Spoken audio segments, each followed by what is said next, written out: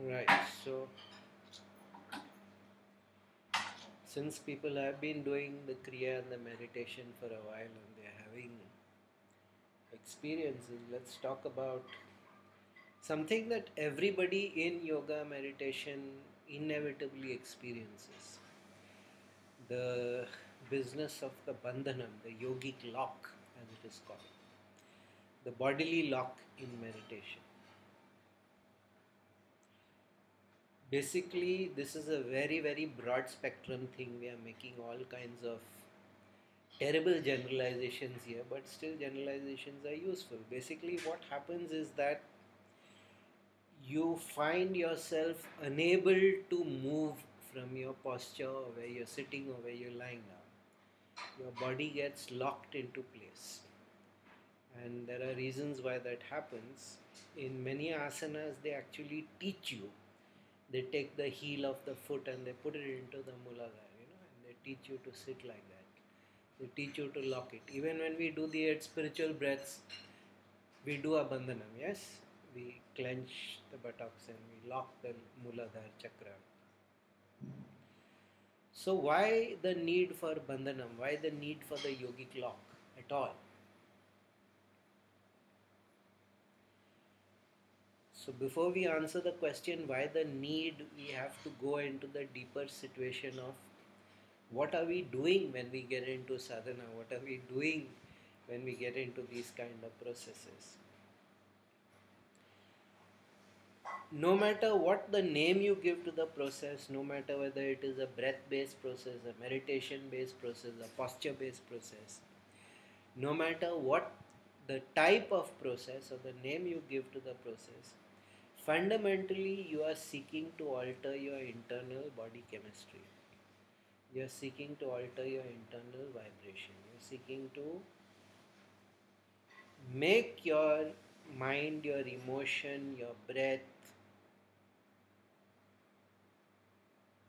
you're seeking to shift that vibration. You're seeking to shift that state of being. As you normally are, you're seeking to go into a more intense. That is the whole purpose of doing these procedures. You're seeking to become more intense. You're seeking to become more. You're seeking to enlarge. You're seeking to grow. You're seeking to become something other than what you are. And very often that is an energetic process. It is an energetic process in the sense that the prana or the ki is an energy process, and it starts shifting within you, it starts transforming within you, it starts changing you physically and biologically. So when you are in meditation for a while, when you are in asana, when you are in yoga, when you are in kriya for a while, what happens is that certain processes activate spontaneously. Certain processes of change activate spontaneously, and at that time your body automatically stills itself. Your body goes into complete lockdown. You cannot move even if you seek to move. When you are more advanced in the meditation, you will actually hear tuck, tuck, tuck, tuck, tuck, tuck. You will hear the sounds of the joints and the muscles locking into place. You'll actually feel your hips lock into place, then you'll feel your thigh lock into place, your knees lock, your ankles lock, and then you can't move. You can't move even the tip of your finger. Sometimes you can't even move your eyelash, and it's not necessary that you will get locked when you are deep in meditation with your eyes closed. You can get locked even with your eyes wide open, and then you find I can't move. Yeah. I have somebody who is taking some guidance from me but lives abroad, and she was telling me that she has this stage where she comes into breathlessness. Basically she doesn't, because the whatever the processes are happening, they are so nourishing and they are so strong that she doesn't need to breathe normally like people would breathe normally. the oxygenation of the blood is so strong, and so people think that she is not breathing. Now it is very disconcerting. It is very disturbing to find somebody who is not doing inhalation and exhalation. So people get scared about that, but all that is normal. In her case, she is just lucky because of multiple lifetimes of yoga sadhana. This thing has kicked in spontaneously. But till today, nobody had any clue what is going on. It basically means that when you're not breathing, unless you're unconscious or there is some kind of allergic reaction or somebody is squeezing your throat, if you're not breathing, what happens is that the internal pressure and the external pressure has equalized. It's only when there is a difference in the pressure that you're getting the oxygen you need. Now yogis have known this for thousands of years. If you tell other people, they're like, how can you not breathe? You are breathing, but the breathing has come to a stage where you can no longer register it. It has become so subtle and so fine that you cannot even. Yogis breathe so deeply, they inhale so deeply and they exhale so gently, because the the process is supposed to be inhale for a count of 1, hold for a count of 2, exhale for a count of 4. That's supposed to be the ratio when you're doing these. And the exhalation is supposed to be exceedingly gentle. The exhalation is supposed to be long and slow and spaced out. So they used to test you. They would actually take little pieces of paper or on a leaf, they would put powder and they'd hold it under your nose. Because if the powder got disturbed, then that meant that your exhalation was still conscious, or your exhalation was still. And why are we going that far? Our 8 spiritual breaths, the way they used to test that the person is doing it well, that you had to exhale with your head in sand, and you had to put your face into sand, and when you exhale, it was not supposed to disturb the sand. So that's how they knew that you had come to that level of mastery. So that is a form of bandhanam, that is a form of lock in the breathing, where the breathing gets locked.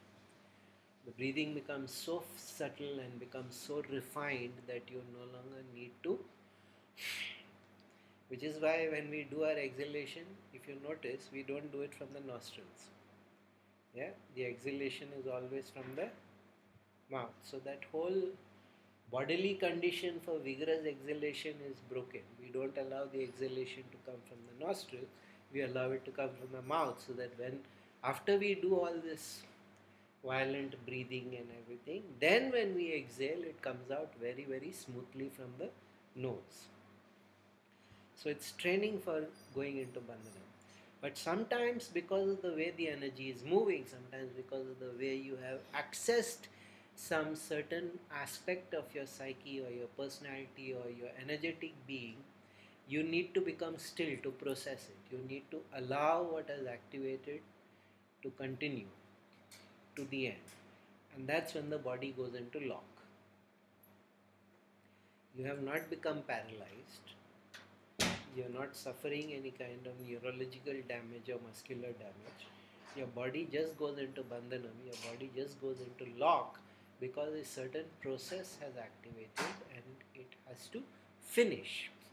If that process doesn't finish, you could have emotional reactions to that, you could have mental reactions to that, and you could have physical reactions to that, which would not be very good for you, which would be very disconcerting and very upsetting.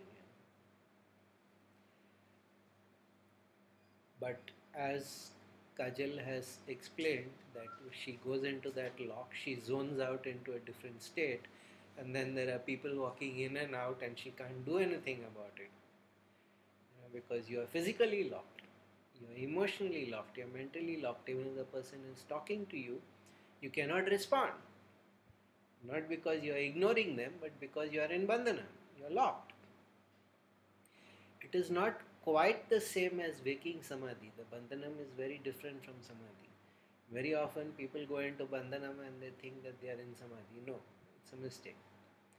You're in bandhanam, you're locked and you cannot respond, which is why they would tell you do your meditation at Brahma Muhurtam, 3:30. Because if you go into lock, nevertheless, you normally come out of it in an hour, 2 hours max. Maximum. It doesn't, the bandhanam never really lasts that long. Not unless there is some extraordinary situation and you're becoming enlightened or something like that. Then it goes on for hours, maybe days sometimes.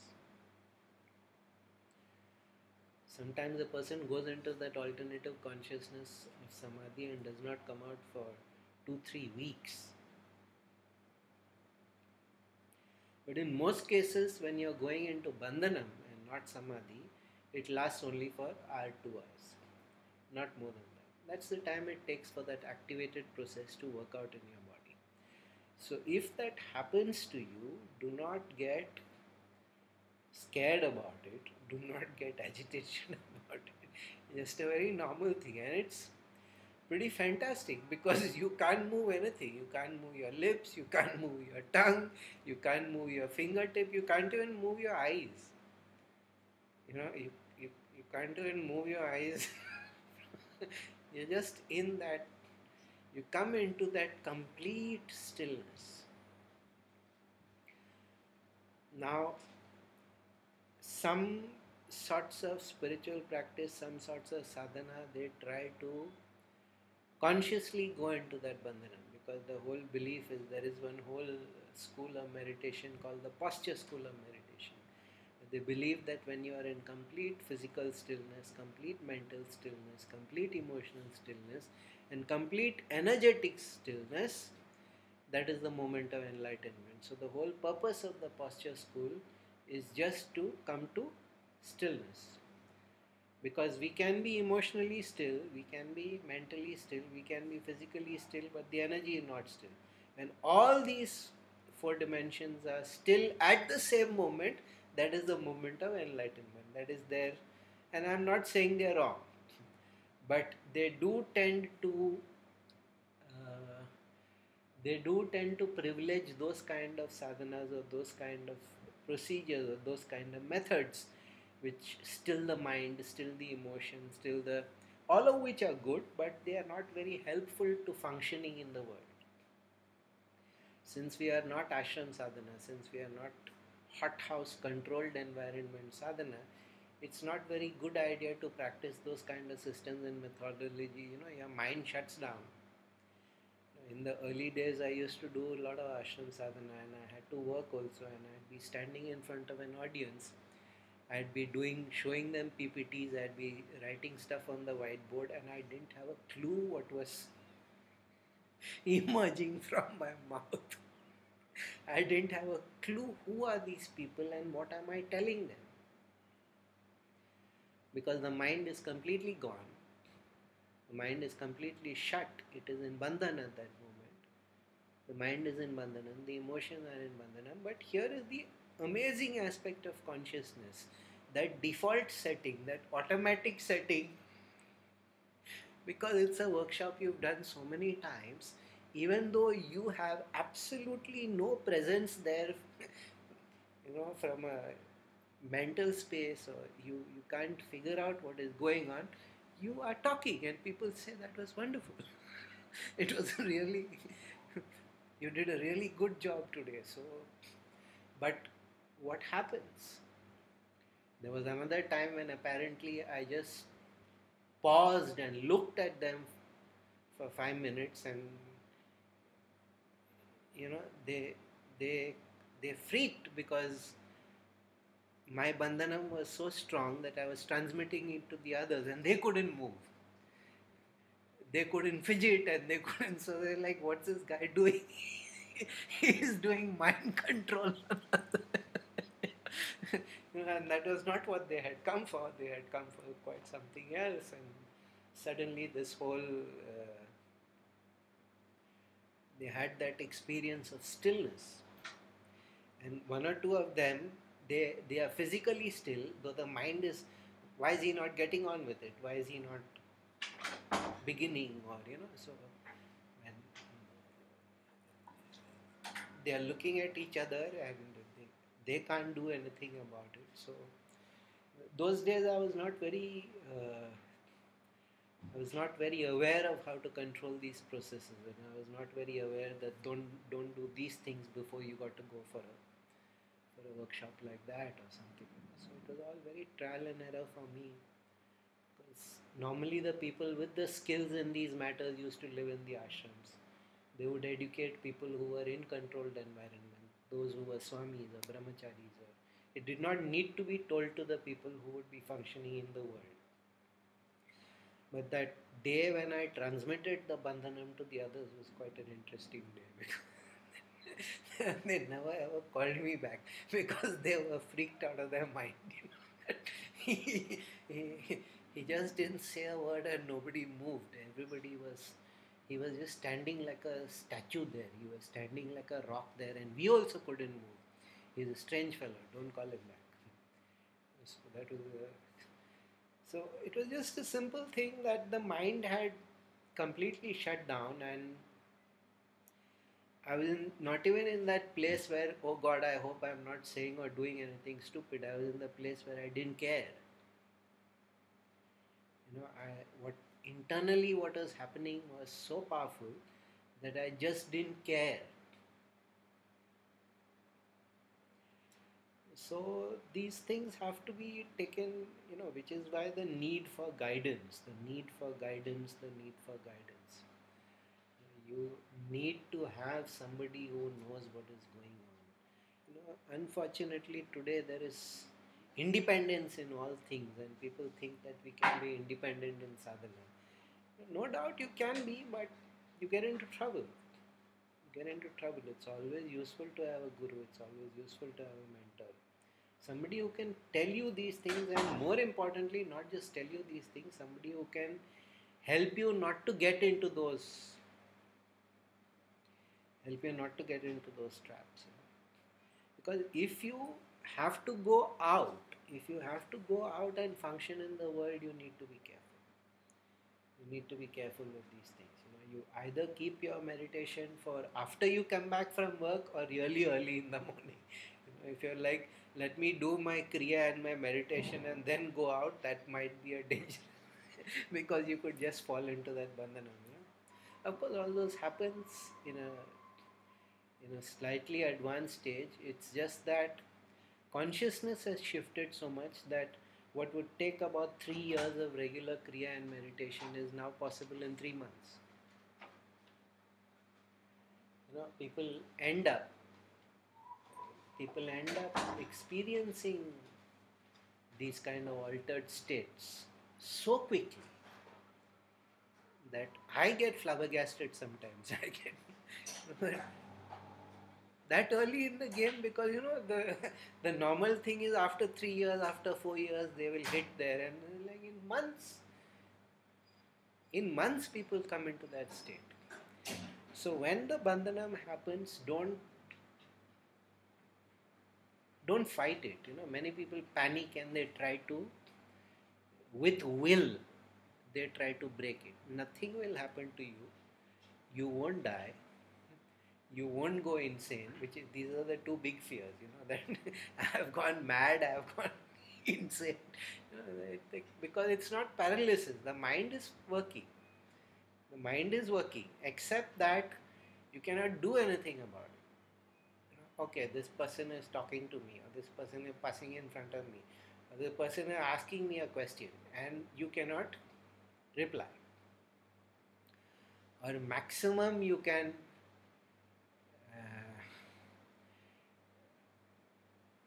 sometimes you come into a lesser stage of bandhanam where you can't expend any kind of energy. So I remember there was a whole a period of 2-3 months where I never said anything, but because I live alone, I need to go to the shops, get things for the home, and I'd actually go to the shop and I would point,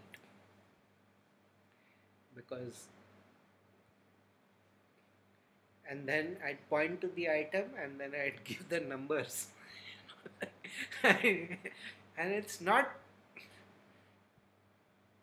I couldn't speak. That thing had become so strong. So that's a less normal kind of thing. That's a less normal kind of thing where you're mobile, ambulatory as they call. You can move, but you can't speak, or you can't. So so it comes in multiple. The usual bandhanam is, but this what happened was that the faculties of communication for whatever reason got locked. So it's unusual, but again it is because of the kind of sadhanas I was doing. I was doing very hit and miss kind of things. I was just learning, and these are all ashram sadhanas.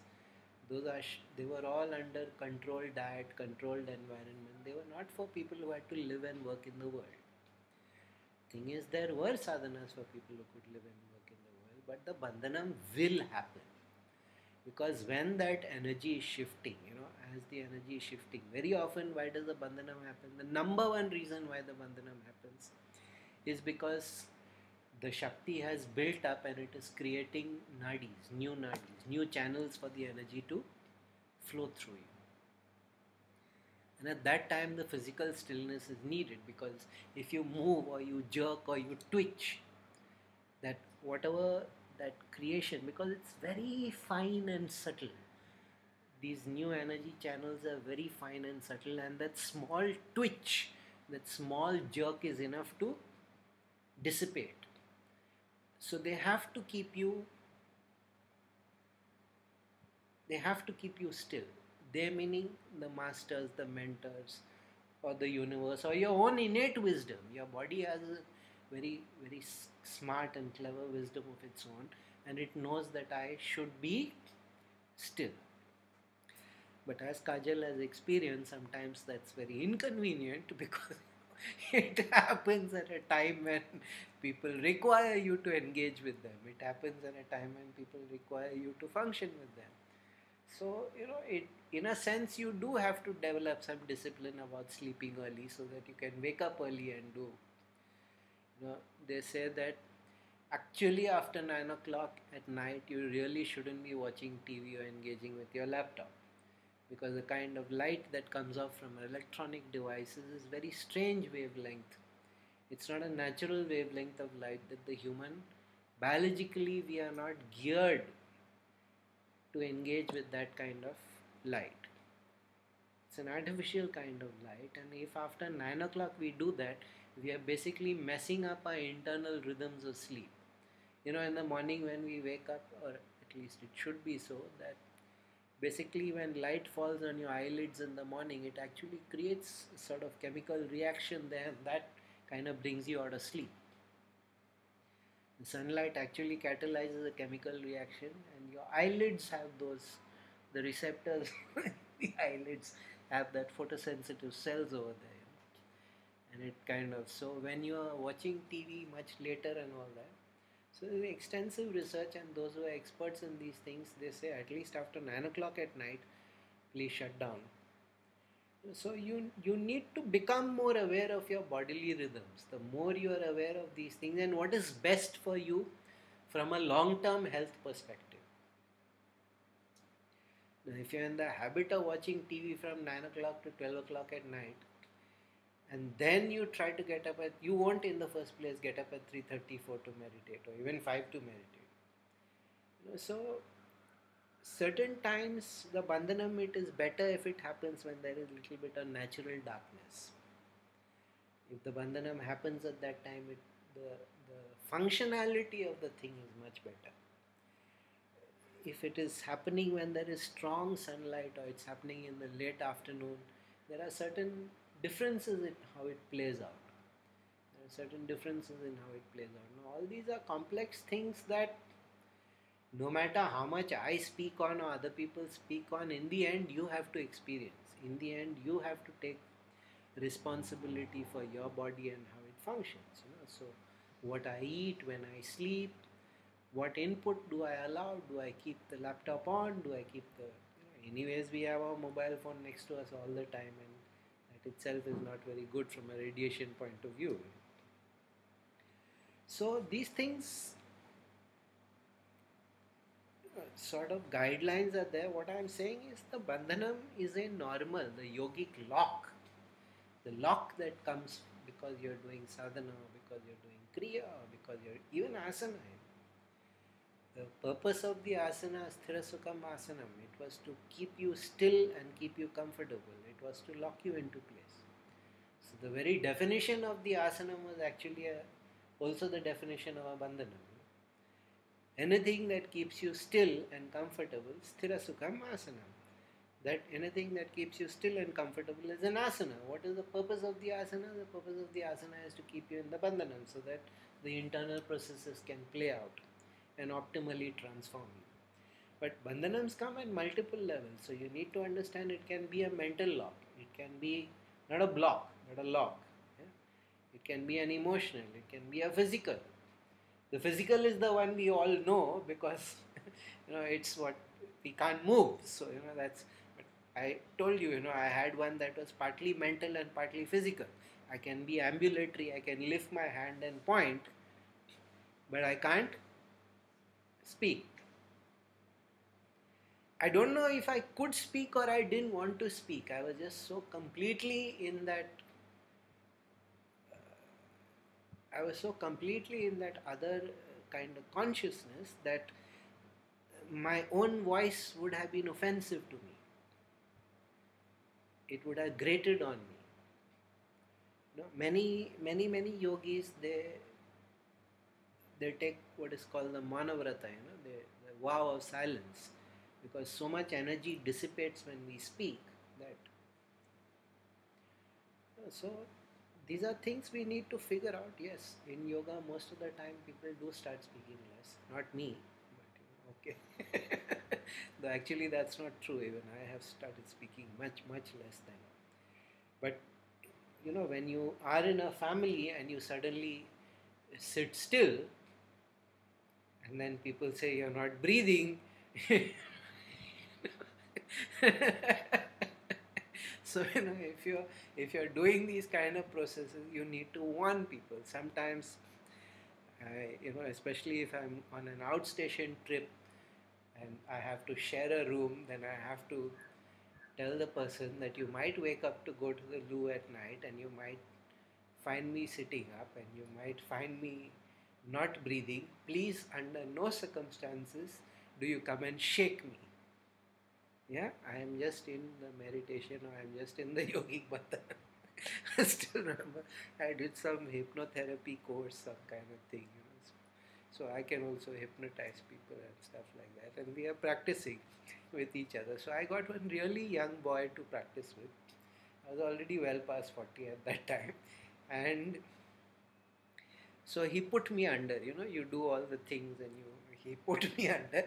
And then he goes running to the person leading the workshop. I think I killed Rohit, he's not breathing. He has become, because you are made to lie back very comfortably, and like he's become a corpse. And nothing of the sort, because that whole alternative consciousness was so powerful. I had just become completely still, and the breathing had become minimal, but he was completely freaked that I've killed him. So the workshop leader came and he just looked at it and he said, well, I've seen this only once before. He's not like, Rohit, can you hear me? Like, yeah. Can you give me any kind of indication? So I discovered that my little pinky was, so I moved that. See, he's fine. He's conscious. He's over here only, so he's fine. So this kind of so disconcerted the boy that when it was my turn to put him under, he just went so deeply under, he wouldn't come out only. He was just so happy in that place where the mind is not functioning and the emotions are not traumatizing him, that he refused to come out of it. So, of course, I could have pulled him out, but there are much more trained, better people there. So I just said, he's dissociated. He's gone deeply inside and he doesn't want to come out because, here is a refuge from his life. And so that guy, have you done this before? I said, no, but I'm a yogi, so I know what he's doing. He's gone into his internal world and he just doesn't want to come out. And, so it was very interesting to see because they were trying to coax him with nice words, and it's very important for your family and for you to come, and he's gone to the place where damn the family. My family is such a headache and such a nuisance. And finally he had to be really scolded out of it. Stop being a child and come out. When he was doing that nice guy approach, I'm like, he's not going to come. For the first time, he's found relief from his family. He's not going to come because you're reminding him of his family. He'll go only deeper into it. He's not going to come. But he will respond to male authority. You scold him in a firm voice, he'll come out. Yes. He came out. So, all these things in yoga, all these tricks of the mind and tricks of the personality where you're so happy with what you've experienced, where you're not responsible anymore. Why? Because I'm locked, I can't hear you. And for the first time you don't hear the constant cha cha cha of the family unit. So he's just so happy to have gone there. So these little tricks, and that is why you need somebody to tell you these things. That if you go there, you might find one space of such immense relief where all the daily grind is no longer there. And then you will get stuck there and you won't come out. So, before going into meditation, set a time frame, because if you say I will meditate for 30 minutes, then automatically your consciousness comes out. Because that is a desire, that is a thing. So these are the little technicalities around it. But yeah, it was just very interesting to see, because he was not actually in Bandhanam. It was a pseudo Bandhanam. It was that boy had gone into a place where he was basically, first time in my life I don't have anything catching me, anything holding me. And he just was like, I'm done. I have retired from the human race. I'm not coming out of it. The fellow was in such anxiety that he had killed me just 15 minutes back. Has now retreated. It was just an extraordinarily useful experience for me. Yeah, but these things happen. And just recently on YouTube, I found one very interesting video. Somebody who was a big noise in artificial intelligence and everything. He had also become enlightened, and he was saying how the same thing that used to happen to me, that the mind blanks out, and nevertheless he would continue. That automatic pilot aspect of the consciousness would keep him making the presentation and teaching the people, and almost the same feedback that I got, that today's workshop was really powerful and impactful. When consciously you don't know what the hell is going on and who are these people. So obviously there is some deeper level of consciousness that you access now. Some days when you're really doing well and you're doing well and you're consciously doing well, and it's very rare to get into that zone. So the whole point is just that as you go deeper and deeper into these things, you find all these external things less and less interesting. So again, there is that problem. But Bandhanam at least is not something that you need to get scared of. Bandhanam is something that is exceedingly normal, and I believe it's a biological thing. I don't even believe that it is something that yoga causes. I believe that yoga enables you to go back to that. It's a very healing thing, because very often when you come out of it, you will find tremendously relaxed. And people will tell you that, you're looking very much younger, and sometimes you come out and you look as if you've lost 5-6 kilos. It sort of transforms you, except of course it never stays, because then the habit that we hold on to the mind, then the body readjusts to the habitual self-image that we have.